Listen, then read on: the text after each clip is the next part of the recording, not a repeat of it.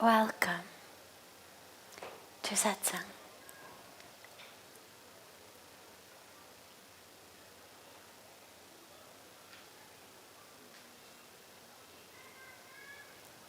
So beautiful to be together with you all.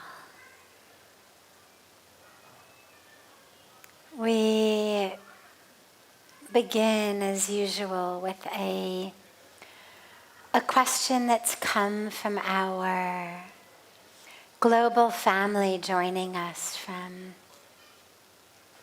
all over the world through this gift of technology.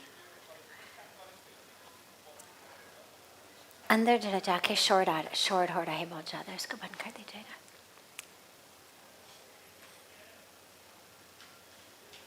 All of our beautiful family from all over the world who join in via the internet. So we start with a question from them, then we'll open it up to any questions that anyone here has.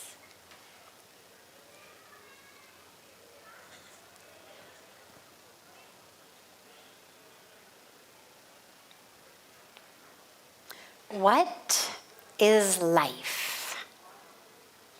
This is asked by Shankar.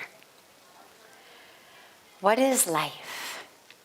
So, my favorite teaching on this is a teaching that Pujya Swamiji shares from his days and his youth living in the jungles, in the Himalayas, in the mountains. And the teaching is in Hindi. I'll give it in Hindi for the benefit of those who speak Hindi because it works better as a rhyme in Hindi than in English. But then I'll give you the English translation for those who don't understand the Hindi. And the Hindi says, Bolo jeevan kaisa hai, jaisa bana lo, वैसा है. चाहे इसको स्वर्ग बना लो, चाहे इसको नरक बना लो, बोलो जीवन कैसा है, जैसा बना लो, वैसा है. And it's very simple. What it means is, what is life? Life is what you make it. Do you want to turn it to heaven? Or do you want to turn it to hell? It's entirely up to you. So the question that has been asked is very simple, very short, a 3-word question. And of course, when we look at life, there's a lot of different possible meanings. On the one hand, life is biological. A leaf, a mosquito, a virus, a human being. We're all alive. A bacteria, a bird, a blade of grass. There is life in every one of those. So on the one hand, from a purely biological level, life is that which keeps it alive. We wouldn't even say there's prana in it. I mean, a lot of people think, well, it's the presence of prana.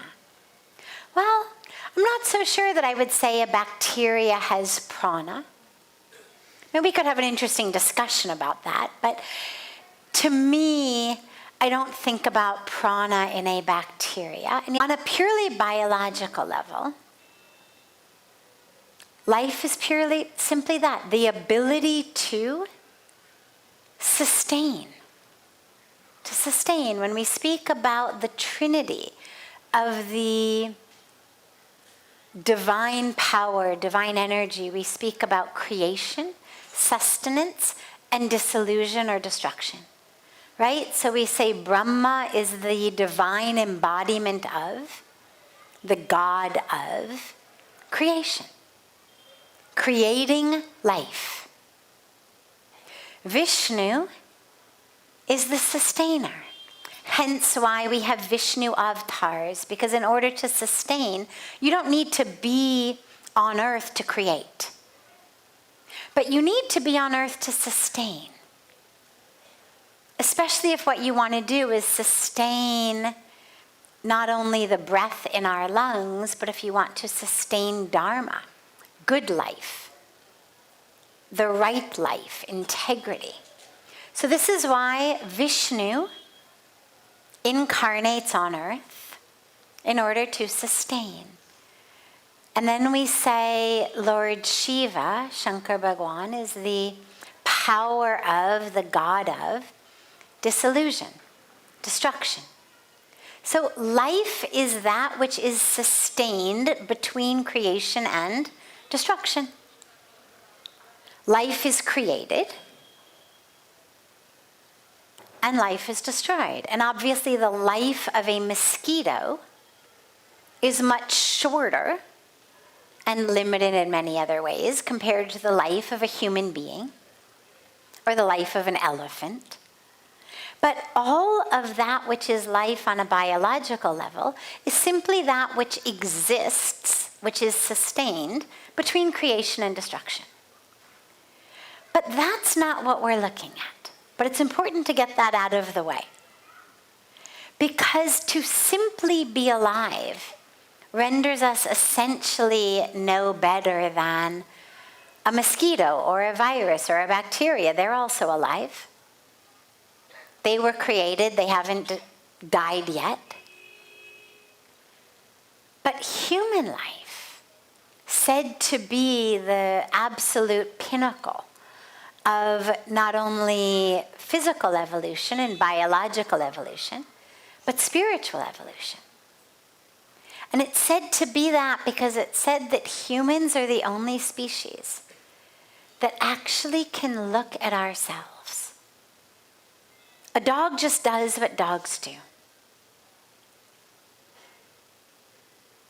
Bacteria does what bacteria does. A tree does what a tree does. And even the more intelligent creatures, they're not looking at themselves. The dog is not looking at itself and saying, who am I beneath this bite? Who's the one who barks? The dog's not saying that. The dog's just, it's barking, or it's sleeping, or it's kissing you, or it's doing whatever the dog does. But it's not examining itself. Humans have the capacity to say, that wasn't me, right? How many times in our life have we done something that we say, my God, I don't know what happened, that was not me. Well, obviously it was you. It wasn't like you lent out your body to somebody else for the day. But what we mean when we say that is, that's not the me I identify as. That is not the way of being that I am proud of, happy with. I am looking at myself and I'm saying, ugh. Humans are said to be the only species that can do that, which means that our definition of life has to be on a different level than just sustaining. Right? It has to be more than that. What are we actually doing? Sustaining is great. We talk about the environment and how things should be sustainable development, sustainable living. Absolutely. But sustainable is the beginning, not the end. Right? If I say to you, hey, how's your life going? And you say, sustainable. Right? I'm not going to say, oh, that's great, wow. Or if I say, hey, how's your relationship? How's your marriage? And you say, sustainable. Nobody's going to think that, you've got a fantastic relationship. So sustainable is the beginning, but not the highest goal. What is our highest goal there? What is really our life? And it's actually a creation of our free will that is able to utilize our intelligence, our wisdom, gyan, our heart, our love, prem, bhakti, that's able to use our virtues, our priorities, our morals, our ethics, what we think of as sanskars or sanskriti, kind of the ways that we build a life. We're the only species that has the ability to do that. So our life is, what are you creating? What are you creating? What are you building day by day? What are the building blocks of you? And that's where we go back to the beautiful first teaching of life is exactly what you make it. Exactly what you make it. You know, in recent years, they've developed machinery, brain scanning machinery. You know, if I want to do a brain scan, most of us think that the only way to do that is you attach all of these electrodes to my skull, right? You've seen pictures of that. People with electrodes attached to their skull, and the electrodes are hooked up via wires to a machine. And it'll tell you not just the brain activity, but which wavelengths, alpha waves, delta waves, theta waves. And people can look at a brain scan and say, not only the person is awake or asleep, conscious, unconscious, but they can even look at it and they can start to talk about feeling states. They can look at it and they can tell you what's going on in your mind. Now, in recent years, they've developed brain scan machines that don't actually touch your head, that actually are a few inches away from your head. Now that may seem like no big deal until you really think about it. But it's huge. Because what it means is that which goes on in your mind is actually projected out into the world. And it's projected out into the world in a way that is so powerful and so precise that a brain scan machine can pick it up. So if you ever doubted that your thoughts are creating your reality, just go get yourself one of those brain scans. We are literally projecting our inner world onto the outer world. And thousands of years. That everything is a creation of the mind. That all of what we consider life is actually just happening in my awareness. In the same way that when you go to sleep at night, right? You close your eyes, you lie in your bed, you close your eyes, you have a dream. In the dream, let's say you go to London. There's a car that takes you to the airport. There's an airplane. There's food on the airplane. There's stewardesses on the airplane. There's your seatmate on the airplane. Maybe there's a movie you watch on the airplane. Then you land in London. Now there's the sights of London. There's the cars of London. All these things that exist. Maybe you arrive and you have some food, a coffee. All of that, the smells, the sounds, the sights. When you wake up, you realize, oh my God, they existed only in my mind. Every car, every smell, every cup of coffee, every person existed only in my mind. Now, London, of course, does exist, so maybe it's not the perfect example, but you could think about outer space, think about aliens, and say you have a dream about that. Doesn't even exist in the real world. Entirely in your mind. But even your dream of London, even though it exists on a material plane, everything that took place in your dream was only in your awareness. So according to Vedanta, what is life? Life is a projection happening in awareness. But if you take all of these different definitions of life together, to me, we are left with one takeaway. One takeaway.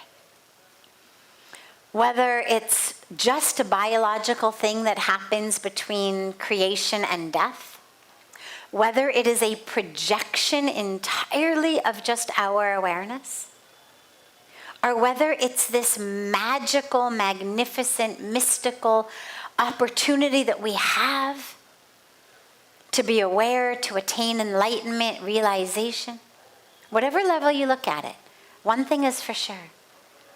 We are responsible for it. And that responsibility begins in our own minds, because what we think, not only do we project, but what we think we do.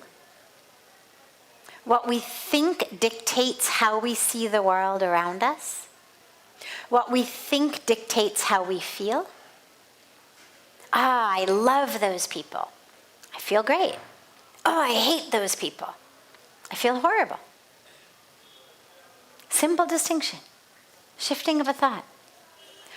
Those people really love me. Feels good. Those people are gossiping about me. I'm sure they hate me and they think that I'm stupid. Feels awful.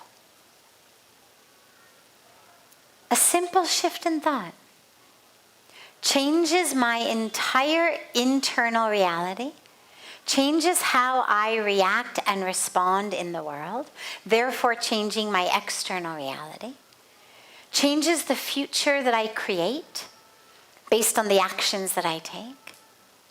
So it all comes back to our own mind. What is life? It's what we make it in our mind. And it's such a beautifully powerful and empowering realization, because then we're not a victim of anything. Then we are the creators, not the victims. Great. Great place to start. Other questions? Yeah, there's a microphone right there. Anybody who has a question, just come to either this microphone if you're closer to that, or this microphone if you're closer over here. Yes. Om Sadhviji. I have two questions. My first question is, what is the meaning of actual success? Because we often see in our society who has a lot of money and a good position is called a powerful man, a successful man. Is this really success or something else? Great. So, one of the things that I'm passionately devoted to is a new definition of success. Because no, I don't think that's success at all. On any level. It's wealth. But if you look at anybody who wants to be successful, and of course we all want to be successful, whatever we're doing, we all want to be successful in it. And if you ask anybody, okay, why do you want to be successful? Whatever your definition of success might be, why do you want that? Well, the bottom line for why we want success is because it's going to make us happy. People who want a lot of money, power, prestige, the corner office, the highest title, well, they want that because they believe on a deep level that by attaining those things they will be happy. People who are in the creative arts, for example, for them success might not necessarily be a lot of money, but it would be a lot of fame, a lot of renown. If I'm an author, everyone should read my books. I should be a best-selling author. Even if I don't make money doing it, at least everybody reads my books. if I'm a singer, if I'm a dancer, if I'm an actor or an actress, even if it's not about the money, I should be a household name. Everyone should know me. Everyone should know my art. Because if they do, then I will be happy. So the bottom line is always happiness. And the dilemma with this definition of success is, it doesn't bring happiness. It has just been showed over and over again, time after time after time after time, to be a miserable failure at bringing us the one thing that we want. And if you doubt that, just choose 10, 15 rich people you know and investigate. Are they actually happy? I did this study. I actually did this study after I had been in India about a year and a half. I'm a scientist at heart, so I wanted to kind of prove to myself what I knew already was true. And on one of my trips back to America, I asked 7, 8, 9 people I knew, each one of whom was at the height of their career field. Great successes. A Hollywood actress, a singer with her songs in the top 10, a CEO of a big billion-dollar company, a tenured professor at Stanford, etc. And I asked them all, in the middle of a conversation. I didn't tell them I'm doing a study, but in the middle of the conversation, I said, "Are you happy?" Not one of them could say yes, not one. Every one of them still had at least one thing between them and happiness. They all said either, "I will be happy when this thing happens," or "I would be happy if this were just different." So we know that that model of success doesn't bring happiness. We also know that it brings misery. It brings competition. It brings oppression. It brings exploitation. It brings only the ones who were the great people. This was not that long ago. You had your wise people of society, the Bade Admi, and they were the ones who were supported by the ones who were the rich ones, so that they didn't have to also worry about making a living, so that they could continue in their greatness, whether their greatness was art, their greatness was music, their greatness was poetry, their greatness was wisdom and sharing the wisdom. Whatever area of greatness they had, society supported them to be able to continue it. Now we've gotten to a point where the Bade Admi is the one who's rich. End of the story. Now everybody has started just bowing to the rich people.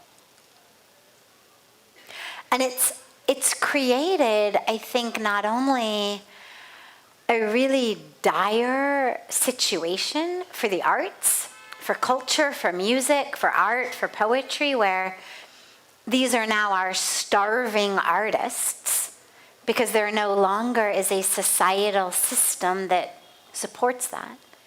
And where those who forsake spirituality, culture, nature, their families, in order to make a lot of money, are the ones rewarded with society's reverence. We absolutely need a new definition of success. And it needs to be a definition that's rooted in how much you give, not how much you get. Right? It's like that saying that the measure of a great person is not how tall they stand, they bend to help. That's the definition of success we need. Then you're going to forsake everything else in the service of that. If I'm attached to making a lot of money, or I'm attached to becoming president of the company, I'm going to forget everything else in the service of that. The way to work with attachment is to look at it and ask yourself, am I holding on to it, or is it holding on to me? The attachments that kill us, that handicap us, that prevent us from achieving our highest goals, are the attachments that end up holding on to us, where they don't let us go. Because when we're holding on to something, then hopefully we develop enough wisdom to let go. If I'm holding on to something, it's like the story that I tell all the time, right, about the monkeys with their hands in the coconuts. If I'm holding on to something, and that something is keeping my hand stuck in a coconut, so I can't run and I can't climb trees and I can't do anything, then hopefully I'm going to be intelligent enough to let go. The problem with a lot of attachments is they get to a point where they grab us. Where because we have fed them for so long, and because we have convinced ourselves that without that I cannot live, they've grabbed us. And this is where our spiritual practice comes in. Take care of the sons. She'll make sure that, because her other son is Gyan. Gyan and Vairagya are brothers, the sons of Bhakti. So you grab onto Bhakti, and automatically that wisdom comes. And with that wisdom comes the non-attachment, the freedom from attachments, rather, that enables you to attain that higher goal. Beautiful. Yes.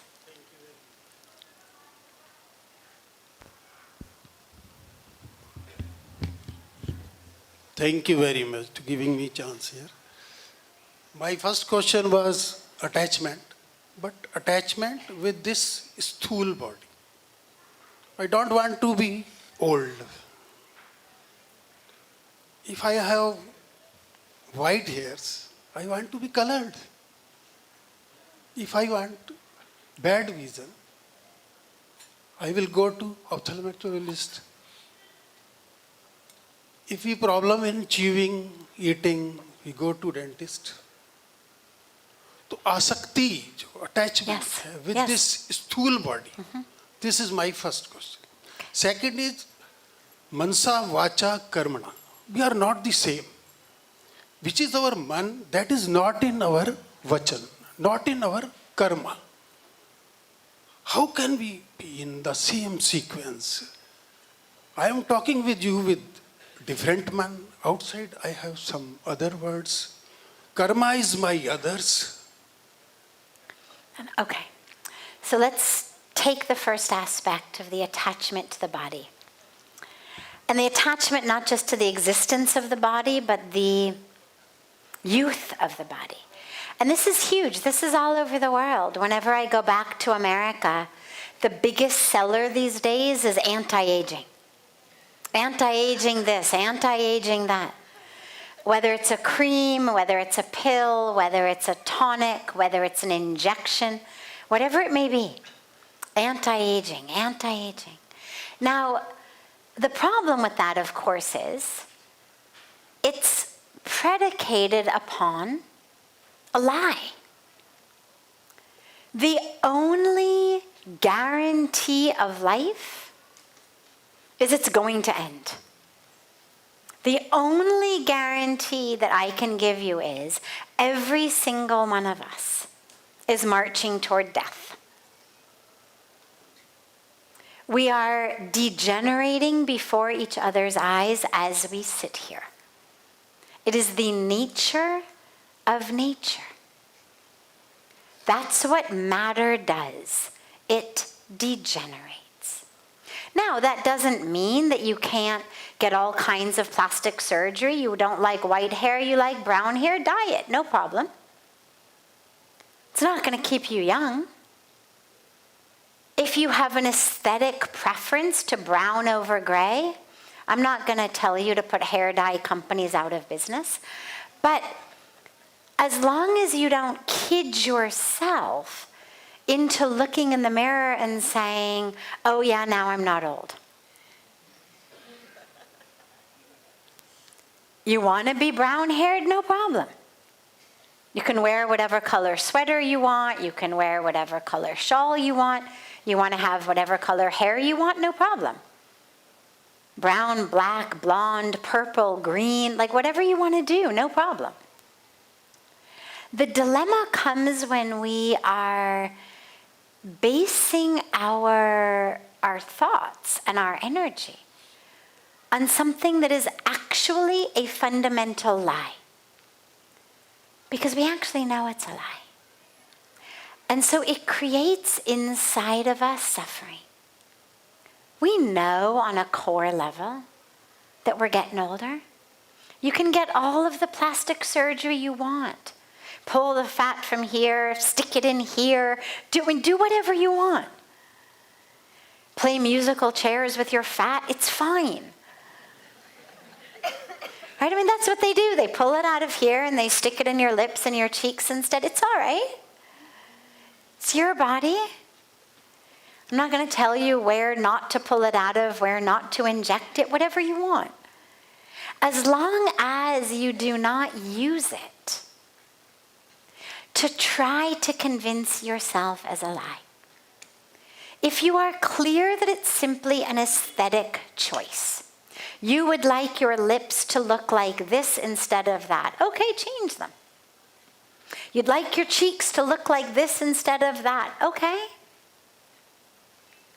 Full freedom, free will, do whatever you want. But do it in honesty. Do it consciously, do it mindfully. Don't do it in a way where you are trying to play a trick on yourself, because yourself knows.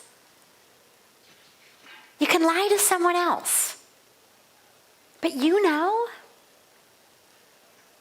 You can get all the surgery, you can dye your hair, you can tell someone you're 30 when you're 60, maybe they'll believe you, but you know. And then all you're doing is you are creating a situation where every breath you take, you're trying to tell yourself a lie. And there is absolutely no way to be deeply happy or deeply at peace while you're telling a lie, because then of course you have to keep it up.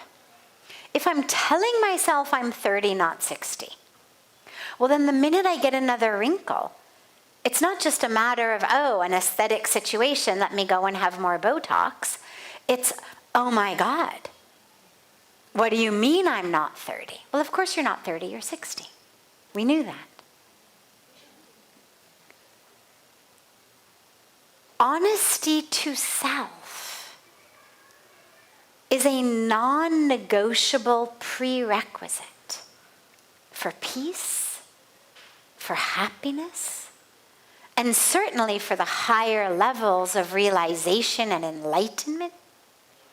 I mean, you look at, just take one example of teachings from all of our different scriptures.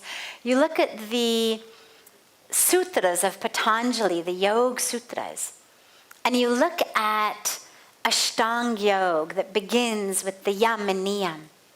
So the very foundation, right? The highest is Samadhi. We should live long, we should live healthy, we should be vibrant. But we have to recognize the body is made of matter. It's going to degenerate. That's what it does. Keep it as strong and healthy as you can, as vital as you can. But do not predicate your life upon a lie. The attachment to this body being a certain way is the fear of losing the body, because the fear says, I am the body. Otherwise, brown hair, gray hair, like who cares? Otherwise, I wouldn't be so afraid. I might still aesthetically prefer brown or black, and I might still dye it. But the gray hair would not traumatize me. The wrinkles would not traumatize me. Because I would understand, I'm getting old. Getting old. There will be a day when the body ceases to exist. But I will never cease to exist. I'm not my skin, whether it's wrinkly or not. I'm not my hair, whether it's black or gray. I'm not my eyesight, it's good or it's not. My memory, it's good or it's not. I'm not those things. I am that which is never born, which never dies. The only anti-aging, actual, possible pill is spirituality. Because what it does is it teaches us to identify with that that doesn't age. If your anti-aging is only the body, forget it. Stay healthy, stay strong, but you're still aging. You will die. You will degenerate. Perhaps somewhat slower. Perhaps after an extra few years. But you will die. And you will degenerate along the way. But the only anti-aging is to shift your identification. It's why when we pray, asatoma sadgamaya, tamsoma jyotirgamaya, mrityorma amritam gamaya. Oh God, lead us from falsehood to truth, from darkness to light, from death to immortality? The prayer doesn't make any sense. I mean, the first two verses do, but the last one doesn't. Lead us from death to immortality? When you, oh God, are the one who has created existence like this? You are Brahma, you are Vishnu, you are Shiva, you are the energy of disillusion. Don't bless me with your power? Like, what does that even mean? What it really means is, oh God, give me the light of wisdom. The three verses are not independent, they go together. Oh God, grant me that light of truth and wisdom in which I identify as that which is immortal.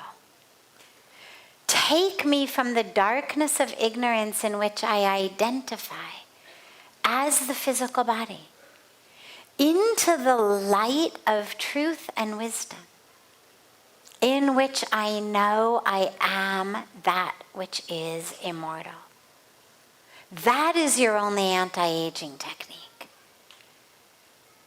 Is to identify as that which has no age. Because who you really are has no age. But if you identify as the body, it's just doing its thing. Change it however you want to change it, no problem. Enjoy it like an artist's canvas, no problem. But live in truth. Yes. Just turn it on. There's an on-off switch on the top. Yeah.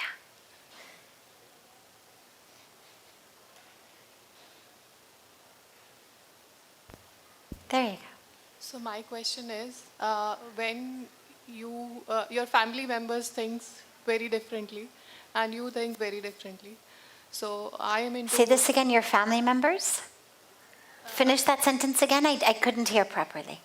When your family members? So when the family members, they think differently than what you think. You think differently, so yes. how to deal with that? Because whatever I learned is like you should be away from toxicated people, but then when... So how to when deal they're your with that? family, what do you do? Yes. So we'll take this as the last question tonight, and it's a great one.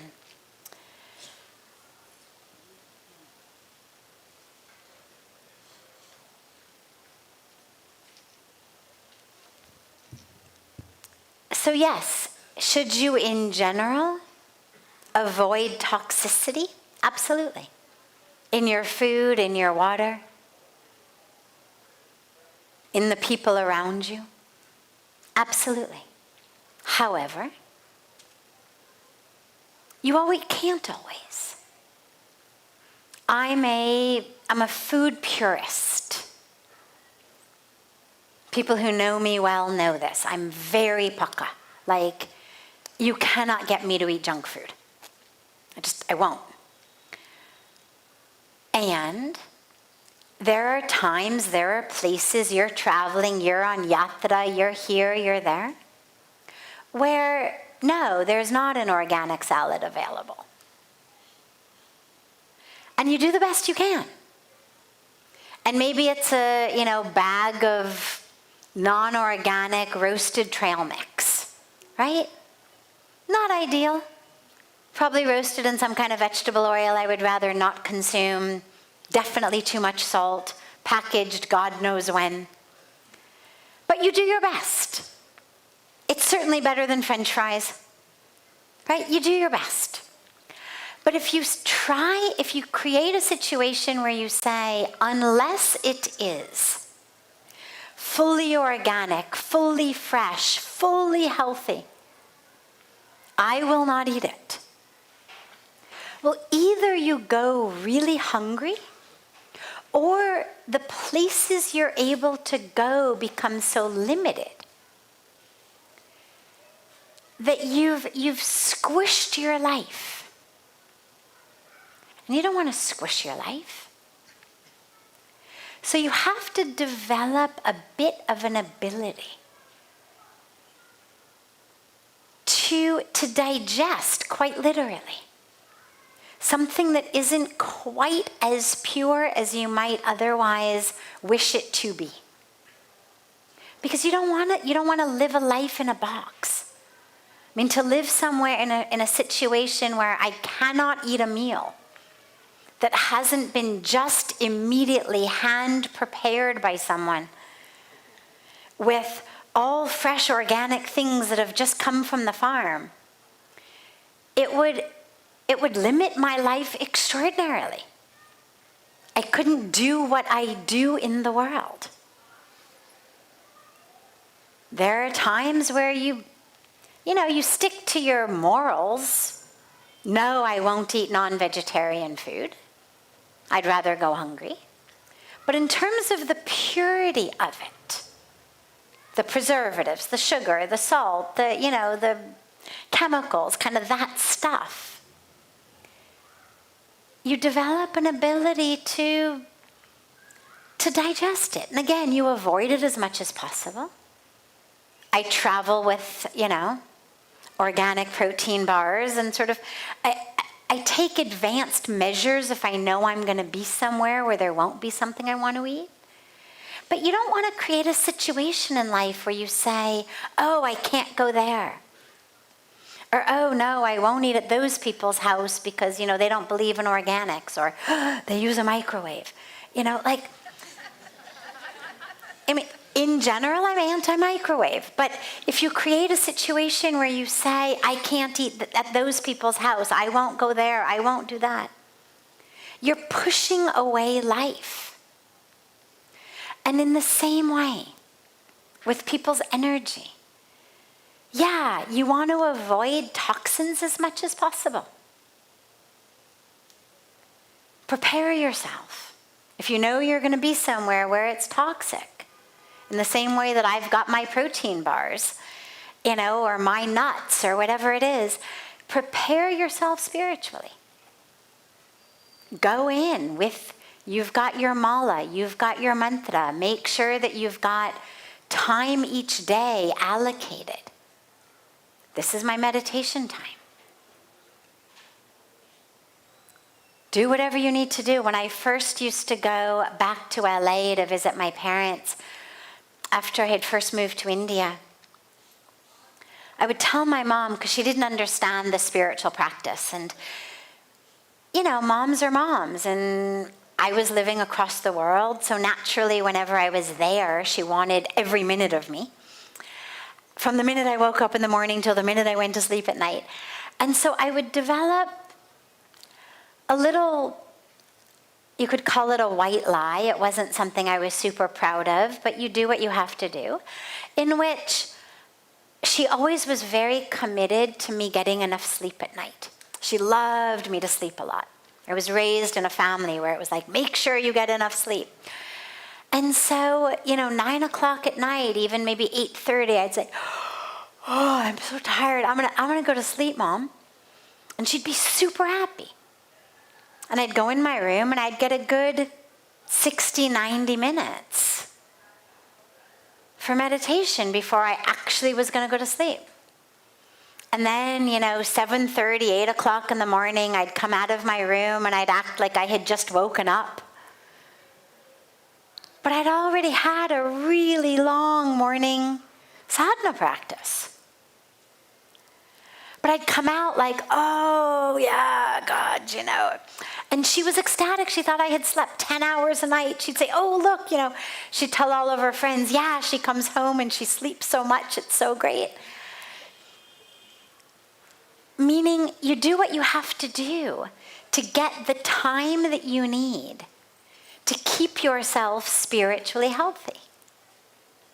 But you don't want to create a situation where you're not able to be with people who are close family members. The goal is, how can you develop an internal resilience to it? And, I don't know whether you live with them or not, but if you don't, maybe you limit visits. So maybe it's not once a week, maybe it's once a month instead. And if you live with them, maybe you sort of adjust your schedule in such a way that you're not overlapping 10 hours a day, but instead you're overlapping half an hour a day. And you create a schedule, a life in which you do what you need to do to stay healthy, physically, emotionally, spiritually. But that you're not so suffocated and in a box and fragile that you don't have that spiritual resilience. Because you need to build it. There are toxic people in the world, and sometimes they're in our families. And instead of pushing it all away, you want to develop that ability to be resilient. Beautiful. Have a wonderful, beautiful rest of your evening.